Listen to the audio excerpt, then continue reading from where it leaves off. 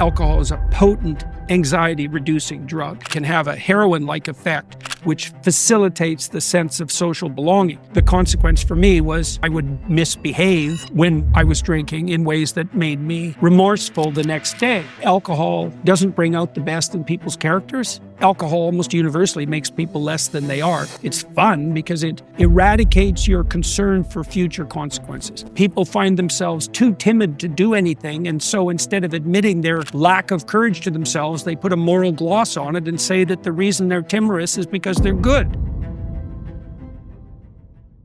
Jordan Peterson brings up some absolutely phenomenal points in this little segment. And there are really 6 key themes that he's identified, and we're going to unpack all 6 of them now because these ideas are absolutely spot on. Alcohol is a potent anxiety-reducing drug, can have a heroin-like effect, which facilitates the sense of social belonging. The first thing he says is that it creates this heroin-like effect, which creates this feeling of social belonging. Now, this is true, but he does kind of get into it a little bit deeper in the video, but let's just unpack this first point right now. So, when we start drinking alcohol, we do feel a sense of social belonging. Think about an 18-year-old, or in America, a 21-year-old. When I was 18 in England, I remember going on my 18th birthday, and that was the thing I was excited to do, right? So I'd go to a pub, that's what we call them, pubs. I guess in America it would be a bar. And on my 18th birthday, I remember going to this pub, and it was like the evening before I turned 18. So I was like 17, and at midnight I was 18. I was trying to persuade the landlord to give me my first pint, and he's like, no, not a chance. Anyway, I waited until midnight. I went to another bar because I thought, I'm not having my first beer from you. I'm going somewhere else. So I went to this other bar, and I remember getting my first legal beer. And I did it on the dot. The moment I turned 18, I went and did this. Because at the time, I felt a sense of social belonging. I felt like I was now finally an adult, right? I fit in. I could drink the grown-up drinks. And this happens to so many of us. We feel like we now fit in, but it is kind of ludicrous. Because think about it for a second. Okay, we might get this moment where we feel like we socially belong, but then what actually happens to somebody that drinks and their social relationships over the long term? Well, they break down. You know, I've worked with people in my company, in soberclear.com. I've seen people's marriages get destroyed. I've seen people whose kids won't talk to them. I've seen friends not talk to people. I've seen alcohol damage so many relationships. In my own life, it's damaged relationships. I've got family members that I don't talk to because of drugs and alcohol. So he brings up a great point. It sucks you in because it has this effect to make you feel this social belonging. But then when you go a little bit deeper, you actually realize that it doesn't help us socially in any way. Maybe for a split second, it might. But he starts talking about this later, about the courage stuff, which we'll get to in a minute. But that's how it sucks you in. All of a sudden you feel like you're an adult, that you're one of us. And it almost creates like this us versus them. We're the grown-ups that drink and you're the kids that don't. It's a very, very interesting phenomenon. The consequence for me was I would misbehave when I was drinking in ways that made me remorseful the next day. The next thing that he brings up is he talks about how he usually would misbehave, he'd make bad decisions, and then the next day he'd wake up regretting it. And this is actually something called alcohol myopia. And this is where we have no regard for future consequences, and we're so in the moment when we're drinking that all we want to do is get the next immediate bit of pleasure. And this is why people do things like drink drive. When they literally live 5 minutes down the road, it would cost $15 for a taxi, but they choose to drink drive because the thought of the taxi and all of that stuff, they can't rationalize it. It's why people start eating bad foods when they drink. It's why they go and have unprotected sex with a prostitute. I mean, all sorts of things happen when people drink. Think about the violence. Think about the murders. There's data out there that proves that most murders were done under the, I can't remember if it's most or like a super high percentage of murders, but they were done under the influence of alcohol. And this is what he's talking about. I'm not saying that you're going to murder somebody if you drink, but it's very hard for us to think long term when we're drinking. We just think, okay, where's that immediate bit of pleasure that I can get? And then you wake up the next morning thinking, why did I even do that? Why did I send that text to that person? Why did I drive my car home? What have I done? So many of us can relate to this. So he brings a very, very good point here. Alcohol doesn't bring out the best in people's characters. Now, the next point he makes is a bitter pill to swallow. He says that alcohol doesn't bring out the best in one's character. So I've not drank myself now for almost 7 years, and I drank for 10 years. And the 10 years that I drank for, listen, I know that I wasn't the kind of person that I wanted to be. And I know exactly what he means by the way that alcohol doesn't bring out the best in somebody's character. When I drank, I was more self-centered. I'd put alcohol before my relationships. I didn't really think about how I can help other people and add value in the world. What I was really focused on was the short term. But then there were other things that I did as well when I was drinking that I don't even want to go into. But he brings out a very good point that it doesn't bring out the best in someone's character. It can't, because it lowers your inhibitions. And I don't know about you, but have you ever spoke to a drunk person? It's the most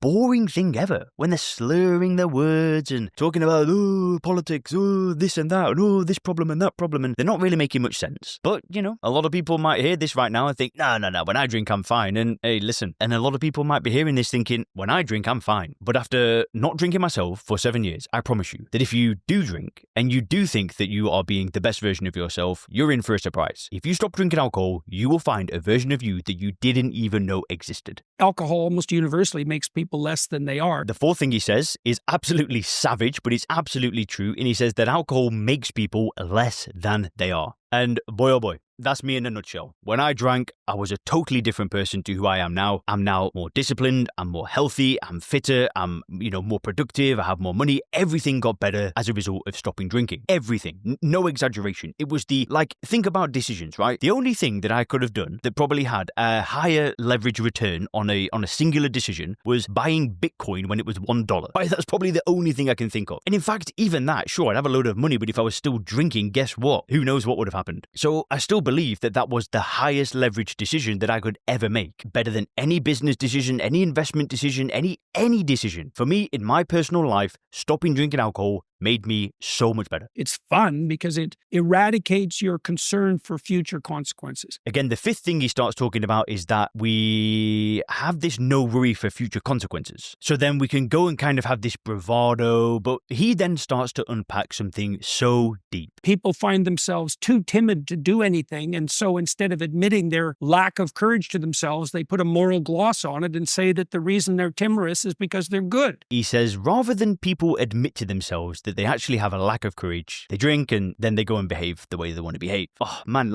it's that I've never heard it put like that before, but he nails it. We think that alcohol gives us courage, right? You've heard it before, Dutch courage. But I don't know if you've read stop drinking books before, but I remember reading this in a book, and it said that what alcohol does is it removes fear. So what ends up happening when you drink is you no longer need courage. So let's say, that there's a girl that it's a bad example, right? Because listen, you're probably not in the dating market, but like an example would be is like, there's that girl that you've always wanted to speak to, and then you go and have the shot of alcohol, and then all of a sudden, the thoughts go, and then you go and talk to the girl, right? But that's not acting courageously. That's actually doing the opposite. That's just removing fear through drinking alcohol. And I remember hearing that in some stop drinking literature. I think I've read it multiple times because I think I've read every stop drinking book out there over the past 7 years and doing Sober Clear and helping people stop drinking. But it's so true. But Jordan Peterson just delivers it with absolute savagery. He's just like, rather than you admitting to yourself that you have no courage, is you just say that you're a good person. I'm thinking, my gosh, this guy